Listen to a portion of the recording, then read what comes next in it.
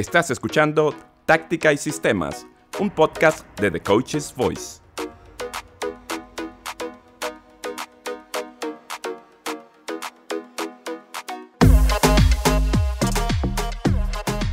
Hola, ¿qué tal? Bienvenidos a esta nueva edición de Táctica y Sistemas.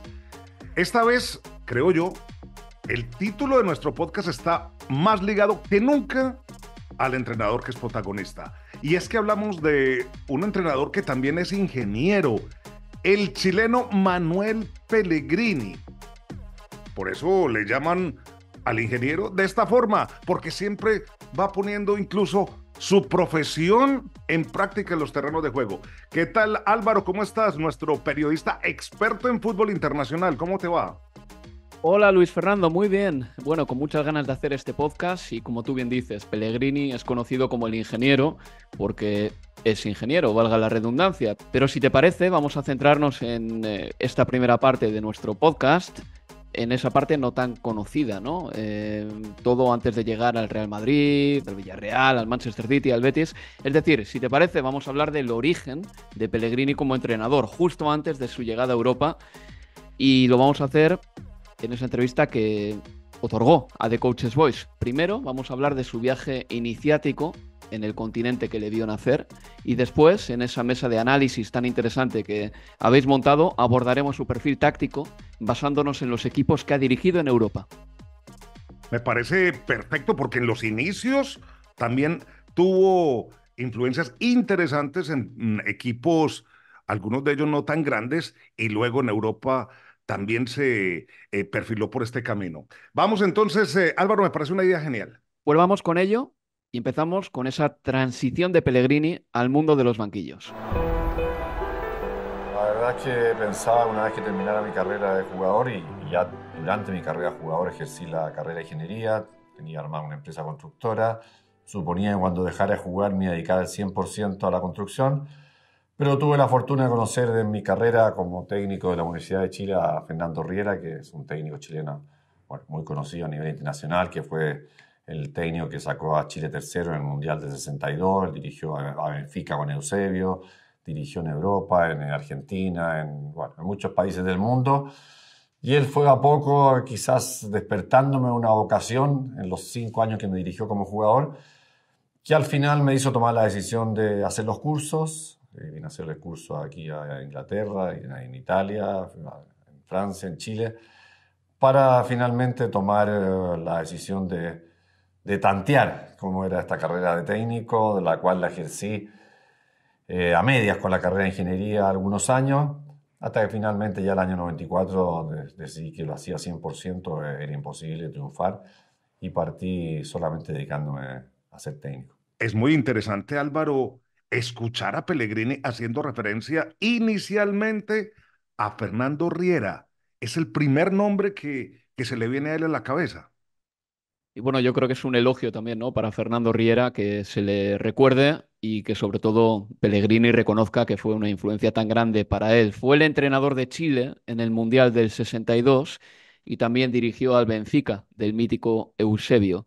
Pero para conocer un poco más a Fernando Riera, hemos encontrado esta cita de Jorge Sullivan, ex dirigido por Riera en la Unión Católica, una cita sobre él. Dice lo siguiente: fue un innovador en el equipo. Algunos jugadores eran taxistas o banqueros y él lo prohibió. Llegó del Benfica y exigió que nos dedicásemos solo al fútbol. Era un entrenador que usaba el 4-2-4, que se transformaba en 4-3-3, siempre con línea de 4 atrás, nunca línea de 3, conceptos que también, por cierto, utiliza Pellegrini en sus equipos. Sí, es un hombre bastante esquemático, pero bueno, esa parte táctica ya la vamos a desarrollar más a extenso con nuestra pizarra, con los expertos. Pero cuéntame más de este entrenador tan académico y con tantas anécdotas. Por ejemplo, yo conozco un Álvaro. Él ve una institutriz de canto para conservar su voz. Por eso es que él cuando se para en la línea del terreno de juego, a pesar de que habla muy pandito, muy pasito, muy bajito, pues los jugadores lo escuchan y él no, nunca se le nota con su voz desgastada en las ruedas de prensa. Bueno, esa anécdota me parece espectacular. Nunca había oído algo semejante, pero lo puedo comprender perfectamente porque con el griterío que hay en un campo de fútbol, a veces yo cuando voy a los estadios me da la sensación de que a los entrenadores les cuesta hacerse escuchar. Y bueno, vamos a seguir hablando, por lo tanto, de Pellegrini, porque el perfil humano tiene muchas aristas y tenemos que decir que cuando dio un cambio radical en su carrera profesional, le costó hacer la transición. Primero, porque como dijo en una entrevista al diario Guardian, en ese momento, por aquellos años, podía haber ganado 10 veces más construyendo viviendas con su propia empresa de construcción que entrenando.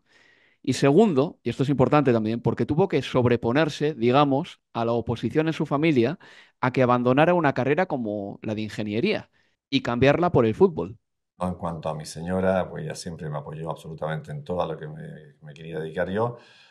Encontraba, sobre todo mis padres, que era un poco de pérdida de tiempo, dejar una carrera importante como ingeniería para dedicarse al fútbol. Pero siempre, si me pregunta a mí, yo creo que la gran decisión, la mejor decisión que tomé en mi vida fue querer trabajar en lo que a mí me gustaba. Me gustaba más el fútbol que la ingeniería, es una decisión de mucho riesgo, sin lugar a dudas, pero que no tuve ningún temor en enfrentarla en la medida que traté de prepararme al máximo en todas las áreas posibles. Bueno, yo hice la carrera con Arturo Salá, que hoy día es presidente de la Federación de Fútbol de Chile. Hicimos la carrera, vinimos a todos los cursos internacionales juntos. Desgraciadamente yo a Francia no pude venir porque me rompí un menisco una semana antes, pero Arturo hizo el viaje y llevó todos los conocimientos. En todos esos cursos, bueno, ya han pasado muchos años, pero muchos nombres conocidos que tuvimos la fortuna de conversar con ellos y de prepararnos en distintas ideas futbolísticas, tanto sudamericanas como europeas. Muy interesante, Álvaro. Esa parte de la historia de Pellegrini pues, no la conocía. Lo que sí es de dominio público es que su primer equipo fue la Universidad de Chile y este club es muy especial para el ingeniero. Para eso nos vamos a 1988. Fue un momento muy especial porque era el club donde yo había jugado 14 años de mi carrera, casi 500 partidos en el fútbol profesional, defendiendo la camiseta de la Universidad de Chile. En ese momento había en la directiva gente que tenía una cierta amistad conmigo. El club estaba muy mal económicamente, tenía muchísimos problemas. Tomé el riesgo y me equivoqué, seguramente me equivoqué, porque además en ese momento me vine a hacer también el curso en Inglaterra y dejé el equipo un mes a cargo del ayudante. Al final descendimos ni siquiera por un punto, por un gol menos a favor, pero son experiencias que uno se hunde, porque son muy fuertes, o le saca el provecho necesario. En la medida que uno se siente responsable y que cree que puede ocupar ese fracaso en una proyección futura, yo creo que uno va creciendo como persona. Y para mí fue un desafío justamente partir con una mochila, con una carga muy fuerte, para poder demostrar de que en base a una preparación fuerte se podía llegar a una carrera internacional importante. Una carrera internacional importante. Y así lo creía Pellegrini en ese momento, a pesar de que no fue fácil el arranque. Pero la U de Chile fue, como cuenta, una experiencia que le sirvió para crecer y para llevarle a conseguir ese objetivo de entrenar fuera, con un paso muy importante en Palestino, club clave para lanzar su carrera como entrenador, en un equipo en el que también aprendió a saber gestionar un grupo. Bueno, después que terminé con la Universidad de Chile, tuve la oportunidad de dirigir a Palestino, un club de la colonia árabe, donde hicimos por suerte una muy buena campaña. El equipo terminó en un cuarto lugar. Estuvimos creo que 20 o 25 partidos invictos, lo que me hizo un poquito retomar la confianza en los conocimientos, en la manera de conducir los grupos. Por motivo económico, el equipo se vendió a todos los jugadores y yo decidí irme. Y me fui a un equipo que está a una hora hacia el sur de Santiago, Higgins de Rancagua, que también hicimos 2 años bastante buenos con el equipo. También por motivo económico no pudimos seguir ahí. Y me vino la gran oportunidad de la Universidad Católica, donde fueron 3 años de un alto nivel competitivo, donde el equipo dio espectáculos, donde nos ganamos una Copa Chile, ganamos una Copa, la primera Copa Internacional del club. Salimos segundo en 2 veces en la competencia, encontramos a una Universidad de Chile muy fuerte, con Marcelo Sala, con Leo Rodríguez, con Sergio Vargas, por nombrar algunos de los jugadores importantes, Cristian Castañeda, muchos jugadores, Víctor Castañeda, que han estado conmigo antes, Patricio Mardone, que han estado en Palestino y en O'Higgins conmigo. Fueron refuerzos de la Universidad de Chile y a pesar que hicimos una gran campaña, terminamos 2 años en el segundo lugar. Seguimos con el repaso biográfico y vamos a dar otro salto en el tiempo, para ir al año 2001. El club es San Lorenzo y el país es Argentina. Y después de un primer paso fuera de Chile, en concreto en Ecuador, para Pellegrini, entrenar a San Lorenzo supuso lo siguiente. Fue un momento clave, diría yo, porque pasar del fútbol ecuatoriano al fútbol argentino era un salto importante. Pero dentro de estos 3 años que yo dirigí a la Universidad Católica, tuve la suerte de dirigir jugadores importantes, tanto chilenos como argentinos. Y argentinos, Néstor Gorosito y Alberto Acosta fueron siempre dos jugadores que hablaron mucho de mi nombre en Buenos Aires, en San Lorenzo. Y fue justamente que me topé en un viaje de Ecuador a Chile con el presidente de San Lorenzo, que me preguntó cuándo terminaba mi contrato en Ecuador. Y me dio la opción de tomar un San Lorenzo que también está en un momento económico muy complicado. Y creo que si a mí me preguntan, yo creo que ha sido el trabajo que a mí por lo menos me dejó más contento en toda mi carrera deportiva. Ahora, Álvaro, después de San Lorenzo y ya en este trasegar internacional en Sudamérica, pero ya allende de las fronteras de Chile, Pellegrini encontró un club que le marcó la carrera y fue River, ese River del 2002 a 2003. Esa fue la gran prueba de fuego, como le gusta decir a él mismo, para saber si estaba preparado para tanta exigencia. Bueno, antes de o después de San Lorenzo tuve la posibilidad de ir a River Plate. Yo creo que River es una institución exportadora de jugadores y de técnicos. Y el hecho de haber ganado también la liga en Argentina con River y perdimos la final de la Copa Sudamericana, me dio quizás un nombre, un mayor nombre todavía internacional con lo que habíamos hecho los otros años también en San Lorenzo. Y el salto a Europa se produjo desde River Plate hasta Villarreal. Un salto que, como vamos a escuchar, se dio después de renunciar a una gran oferta económica. Es decir, Pellegrini puso por delante entrenar al Villarreal y en Europa, lo deportivo, por encima de lo económico. Cuando terminé con el River Plate, bueno, habló conmigo un arquero argentino muy famoso, estudiante de La Plata, que es Poretti, que fue también el que hizo los contactos aquí con mi agente, Jesús Martínez, para irme a Europa. Y la verdad que me ofreció sí, un contrato en México muy importante desde el punto de vista económico, pero pensándolo, dando vuelta al tema, estudiando, era difícil que un técnico de México partiera a Europa. Es más fácil que un técnico de River Plate llegue a Europa. Entonces, quizás en una oferta económica muy inferior o menos de la mitad o menos un 40 o un 30% de lo que ofrecían en México, tomé la decisión cuando tuve la oportunidad de ir a Villarreal de venirme a Europa y bueno, creo que ha sido una decisión acertadísima porque llegué a un club extraordinario. Y sin duda su decisión fue acertadísima. Creo que es de justicia resaltar que consiguió terminar tercero y segundo con el Villarreal en la Liga. Una hazaña tremenda que personalmente resalto siempre que puedo.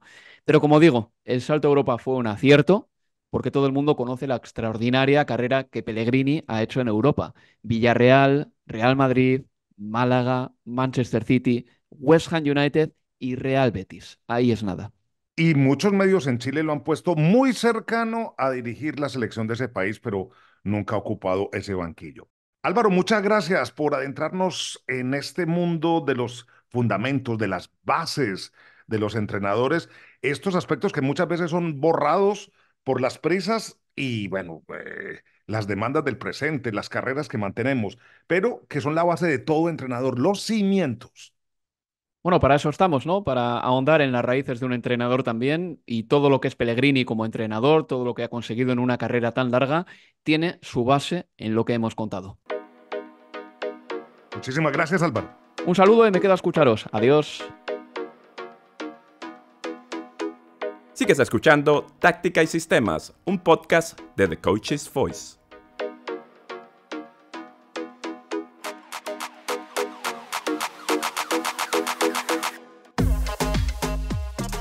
Ya viajamos por los inicios de Manuel Pellegrini, por el fútbol sudamericano, por esos comienzos de decisiones concretas entre su carrera profesional de ingeniero y sentarse en un banquillo. Al final decidió por decantarse por todo este mundo en el cual vivimos nosotros, el cual es el del fútbol.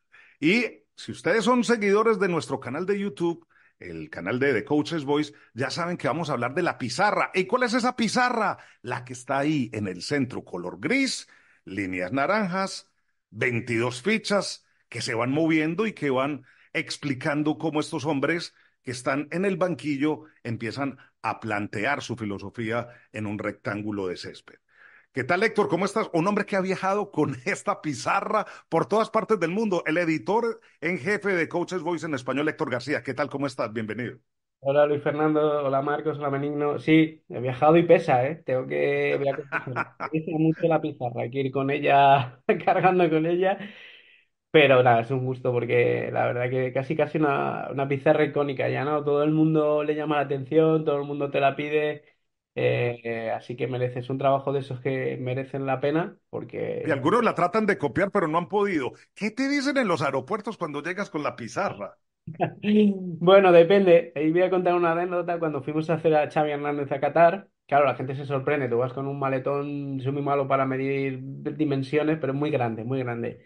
Entonces tú llegas ahí, la dejé para facturar de vuelta a Madrid. Y claro, me preguntaban qué era eso. Entonces tú dices, es una pizarra, pero claro, ves a una persona con un pizarrón, es una caja grande para y una pizarra. Claro, se te quedas sorprendido porque pero, ¿y qué hace este tipo por un aeropuerto viajando con un maletón así? Será pintor, ¿no? Entonces, fue curioso porque el personal del aeropuerto me preguntó y como se quedaba así un poco extrañado, bueno, le enseñé la foto que hicimos de la clase magistral con Xavi Hernández, emitió una gran sonrisa y no hubo ningún problema. Pero sí, es un poco de trasladar es complicada, pero una vez que lo pones encima de la mesa y se ponen a explicar a los entrenadores, se te olvida ese esfuerzo que tienes que hacer hasta llegar ahí. Claro, ahora aterricemos ahora y veo que has puesto 4-2-2-2, porque vas a empezar a explicar este sistema en el aterrizaje precisamente de Pellegrini el fútbol europeo. Sí, así es el sistema que seguramente más identifica a Pellegrini, un sistema extraño si lo mencionamos, 4-2-2-2. Si pones esa disposición en el campo es un dibujo diferente, pero bueno, básicamente Villarreal en su primera etapa en España, la intención de Pellegrini, dos mediocentros, dos volantes que se meten por dentro, liberar carriles por fuera para los laterales, de ahí ese dibujo 4-2-2-2 en el que hay mucho juego por dentro y la salida por fuera de los laterales en profundidad. Fue Marcos, vamos a darle la bienvenida a Marcos López, es el entrenador, como decíamos nosotros, UEFA Pro. Marcos, ¿es este sistema? ¿Sí le dio resultado a Pellegrini? ¿Sí pudo conseguir lo que él quería con él? Sí, por supuesto que sí, porque representa la filosofía futbolística de Pellegrini. Es un juego combinativo, pero sin sobrevalorar la posesión, que la utiliza más para progresar que para conservar el balón, con ese doble pivote escalonado, un primer mediocentro incrustándose entre centrales, incluso para dar salida de balón con tres, acelerando en zona de tres cuartos, como bien decía Héctor, con el vuelo de los dos laterales en muchas ocasiones de manera simultánea y sobre todo con esas figuras de versatilidad que le ofrecen los extremos de los que ha ido disponiendo. Normalmente lo que suele hacer es meter los extremos por dentro o bien a posiciones de segundo media punta en una especie de 4-2-3-1 móvil y otro extremo entrando a posiciones de segundo delantero. Entonces eso es lo que hace una especie de cuadrado en el centro del campo que representaría ese 4-2-2-2, pero siempre o normalmente siempre con un delantero más fijo, más 9 de referencia y otro delantero mucho más móvil, asemejado a un segundo punta o un media punta. Benigno, este 4-2-2-2 pues siempre el mismo, porque vimos a un Pellegrini con el Villarreal que rozó prácticamente la final de la Champions, pero de pronto en otros equipos no consiguió tanto, o al menos no brilló tanto porque tenía más figuras y no llegó a conseguir lo que pues se tenía trazado, como en el Real Madrid. Sí, bueno, al final hablar de sistemas cuando sabemos que el balón no para de moverse, todas estas organizaciones son dinámicas y van fluctuando. Sin embargo, me gustaría destacar que siempre Pellegrini se ha montado, o sea, ha seguido fiel a cómo entiende el juego y Hablábamos antes de la importancia de los laterales a la hora de ofrecer la amplitud, pero me gustaría destacar que este sistema, por decirlo así, para mí ya a gusto personal carecía de esa amplitud global en todo el campo, ya que al jugar con esos extremos, con esa tendencia cerrada, carecía de esa amplitud en el último tercio, pero a su vez destacaba la figura del mediapunta, que ahora actualmente se está perdiendo, y el técnico chileno es uno de esos técnicos que sigue ponderando, sigue resaltando la figura del mediapunta gracias a esta organización del 4-2-2-2, donde a lo largo de su carrera ha tenido mediapuntas fantásticos como Isco, que lo sigue teniendo actualmente, Cazorla, Baptista en el Málaga, Van der Vaart, Kaká, Fekir, etcétera, etcétera. Incluso Joaquín, que fue el primer técnico que lo reconvirtió ya a la figura de media punta. Por lo tanto, destacar desventajas de este tipo de sistema que utiliza el técnico chileno, pero también ayuda a potenciar un perfil de jugadores que se está perdiendo en la actualidad. Vi que Héctor, apenas mencioné el Real Madrid, ahí mismo fijó la mirada en la pizarra y por poco toma las fichas. ¿Qué me querías decir con este sistema de 4-2-2-2 de Pellegrini en el Real Madrid, Héctor?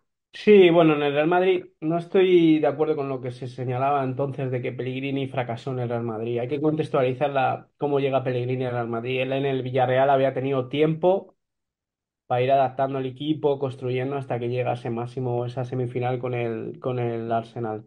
El Real Madrid es totalmente distinto. Pellegrini aterriza en un contexto en el que el Barcelona no para de ganar y el Real Madrid en un mismo verano, si me olvida un jugador me lo decís, ficha a Cristiano Ronaldo, a Kaká, Benzema, Xavi Alonso, Arbeloa y Granero. Es decir, construyes, sí, un super equipo, pero que no es un equipo todavía. Y tienes que hacerlo con la urgencia de ganar, porque gana el Barça, de empezar a jugar bien, porque juega muy bien el Barça, y arrebatarle los títulos al Barça porque lo está ganando todo. Entonces, el equipo, tú no puedes construir un super equipo en 2 meses, aunque tenga muy buenos jugadores. Eso Marcos, Benigno, que son entrenadores, lo sabrán. Apostó por la misma idea, por ejemplo, el partido de vuelta contra Olympique de Lyon, ese partido que yo creo que fue el punto final, aunque luego se mantuvo hasta final de temporada, porque el Madrid lo eliminan en octavos de final. El medio del campo fue Xavi Alonso Diarra, jugador muy posicional como Diarra, Xavi Alonso también, pero con más juego, más desplazamiento. Por delante Kaká Granero y arriba Higuaín Cristiano, es decir, 4-2-2-2, que también se le criticó ese sistema de juego. Pero Pellegrini dejó sus ideas, es decir, a mí me faltó, creo, me faltó más tiempo de Pellegrini en el Madrid para ver hasta dónde podía haber llevado ese equipo, ese sistema de juego y hasta dónde podía haber alcanzado con esos jugadores de tan alta calidad.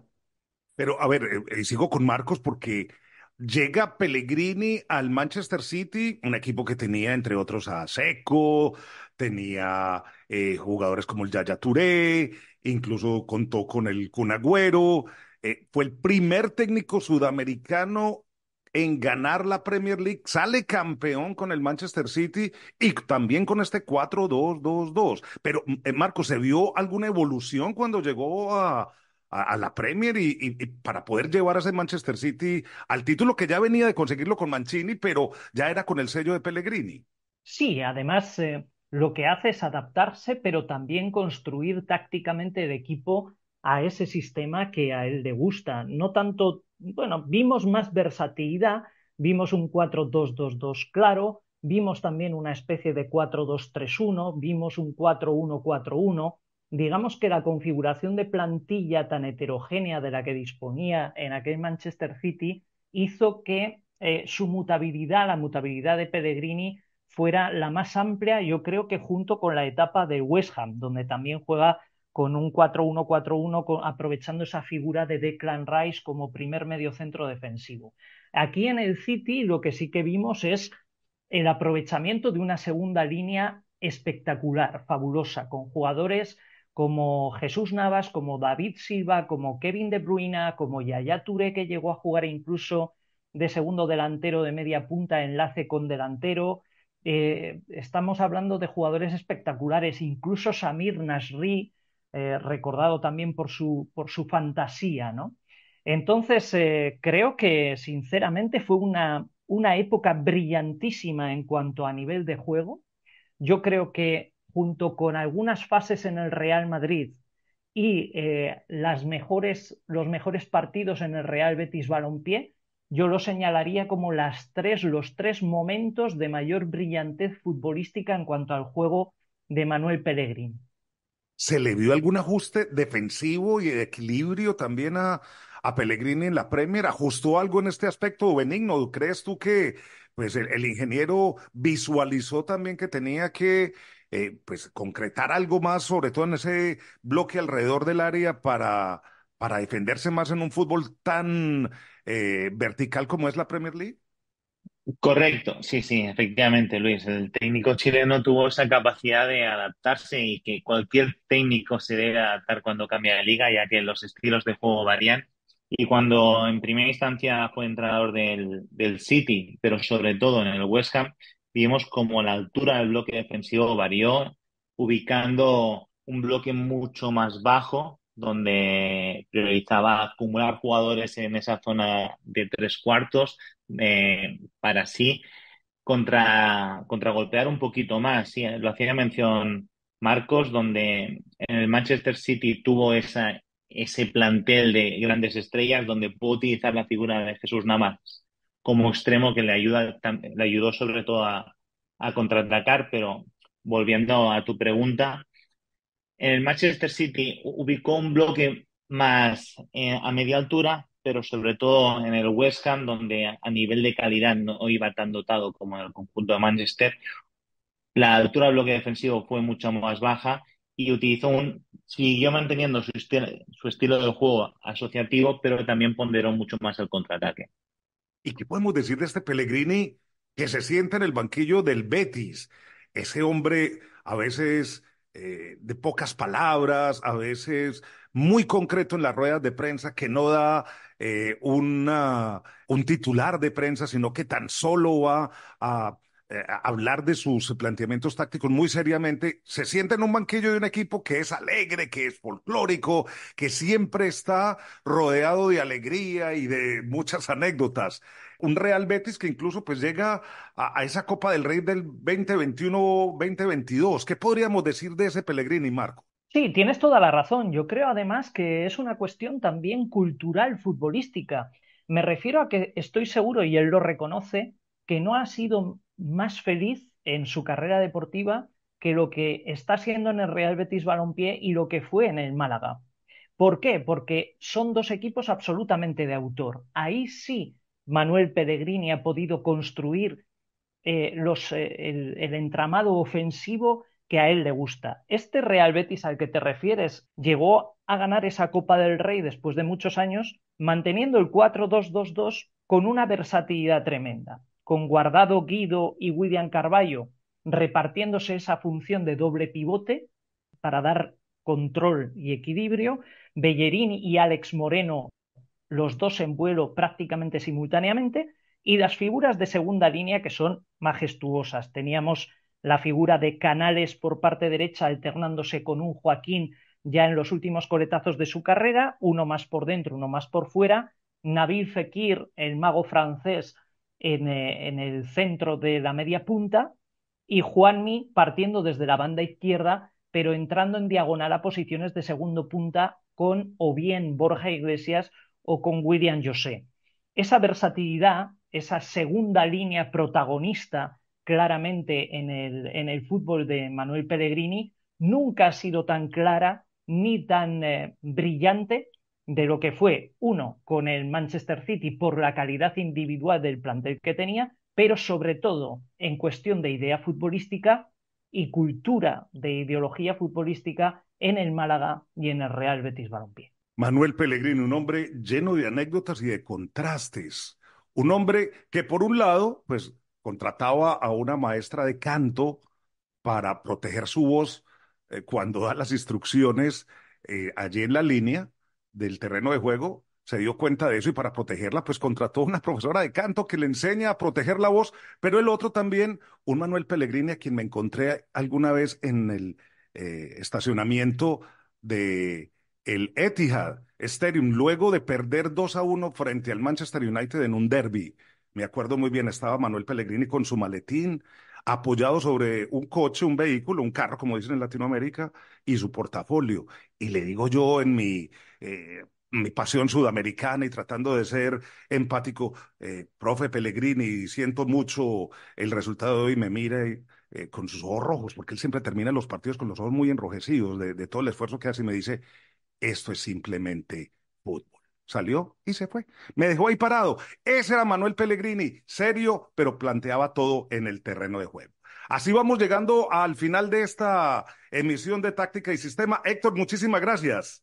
Gracias a ti, Luis Fer. Solo una última, me gustaría hacer una última pregunta. Dale, claro. Voy a tomar tu papel, lo voy a preguntar a los tres. Sé Perfecto. que es imposible llegar a tu nivel, pero lo voy a intentar. Se habla mucho de ese 4-2-2-2, favorecía la figura, o favorece la figura del media punta, sobre todo reflejado en Isco. Ese Málaga, el rendimiento de Isco, y en este Betis, el nivel que ha vuelto a alcanzar Isco. Quiero preguntar, ya esa figura casi no existe en el fútbol, la de media punta. ¿Creéis que es el entrenador que ha puesto más en valor esta figura de media punta, Pellegrini? Un estilo de jugador que ya no se ve tanto, pero que él sigue favoreciendo, aunque en los contextos y los sistemas ya casi casi esa figura de media punta sea ya interior, el post to box, el 9,5. Y empiezo por ti, Luis Fer, ¿qué opinas?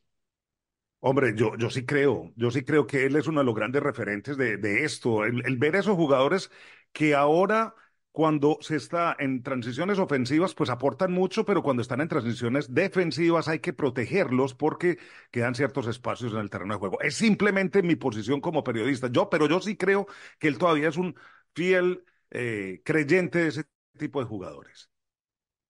Paso a Marcos. Marcos, ¿tú qué opinas? Sí, sin duda que sí.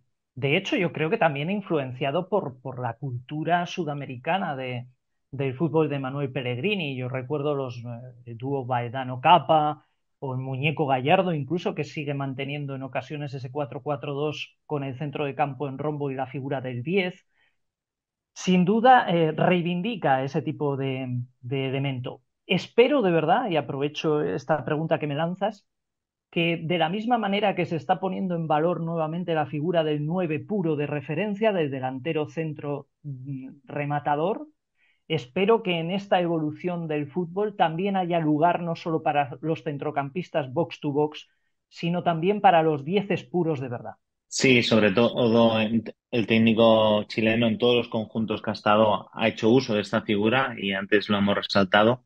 Y agarro la idea de Marcos, donde viendo cómo está evolucionando el fútbol, donde cada vez hay menos distancias entre líneas, jugadores así de centro de gravedad bajo como Ozil, como Isco, como Fekir, todos los que se han mencionado durante el día de hoy, creo que van a ser de gran utilidad de cara al futuro, ya que además de ese box to box, ese jugador que se gira rápido va a ser esencial. Yo creo que todos los sistemas se van reciclando y vamos a volver otra vez en un futuro muy cercano a esos sistemas con enganches, con número 10, pero con otro tipo de protección, creo yo.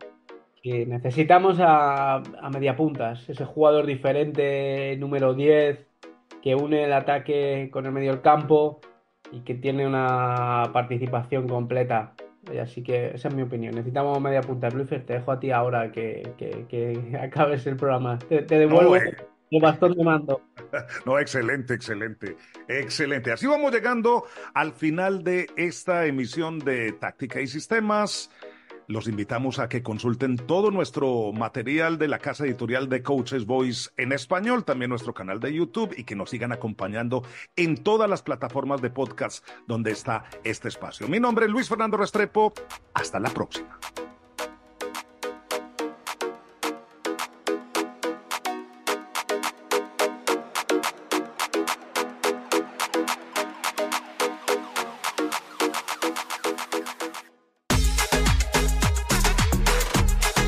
Táctica y Sistemas, un podcast de The Coach's Voice.